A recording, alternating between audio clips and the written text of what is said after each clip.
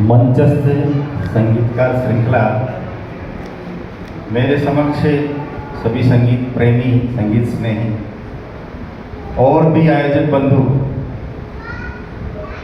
जितेंद्र जी कई कार्यक्रमों का स्टेटस पे डालते हैं, संदेश भी भेजते हैं, परंतु वैश्विक महामारी के समय के शब्द को ध्यान होगा, हम सब घरों में थे तो सोशल मीडिया और इलेक्ट्रॉनिक मीडिया और ये जो इंटरनेट जगत है, इसमें सब ने कुछ ना कुछ किया ही था।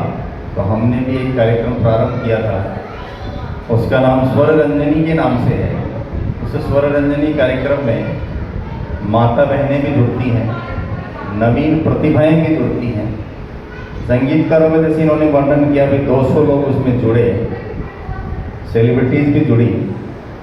उस कार्यक्रम में जुड़ने वाले तो सांस्कृतिक प्रस्तुति देते हैं, कोई भजन हो सकता है, कोई प्रेरक फिल्मी है तो वो भी हो सकता है, और बिगिनर्स जो छोटे छोटे बच्चे हैं या बड़े भी बिगिनर्स हैं तो उनका भी उसमें अवसर रहता है। तो जो सेलिब्रिटीज जुड़े उन्होंने एक बात अवश्य कही कि इसमें बिगिनर्स को भी अवसर मिलता है, ये बढ़िया बात है। 8:30 से 9:30 चलता है एक तरह से, जैसे हम चित्रहार की तरह कहते हैं, रंगोली की तरह कहते हैं, तो इससे जुड़ने वाले कहते हैं कि 1 घंटे हम रंगोली में चले जाते हैं, चित्रहार में चले जाते हैं।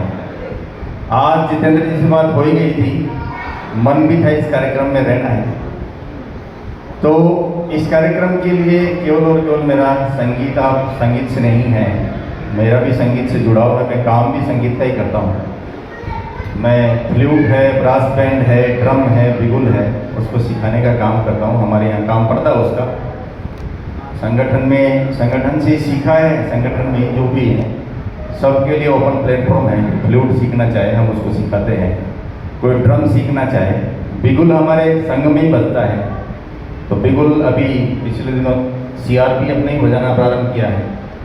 केवल एक छोटी सी बात बताना चाहूँगा, संगीत के ऊपर भारत का कुछ बजे, भारत का ही उसमें कोई रिसर्च हो, तो उसके लिए अभी सेना का भी हम 10 वर्षों से बीटिंग रिट्रीट कार्यक्रम देखते हैं।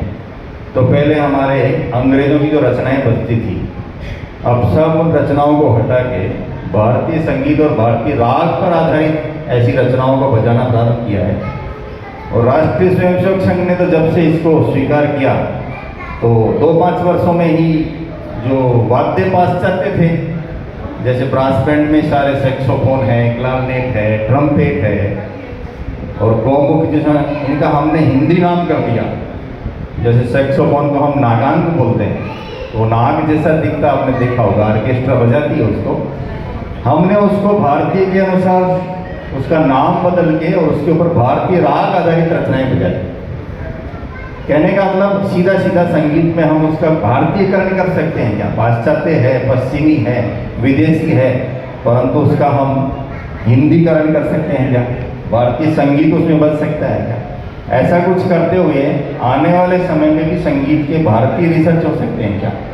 इसके ऊपर ही हम काम कर रहे हैं और बहुत सारे रिसर्च हैं, उसके बारे में बताना यहाँ पे उचित नहीं है, परंतु आप सबने अवसर दिया, बुलाया। मेरे पास समय शुरुआत में कहीं और जाना था, अभी इनसे बात हो गई तो मैं यहाँ पे। आपको बहुत बहुत धन्यवाद। और संगीत की जो श्रृंखला है, संगीत का ये जो रथ है, ये निरंतर चलता रहना चाहिए, ऐसा आपसे निवेदन है। सबको बहुत बहुत धन्यवाद और आभार।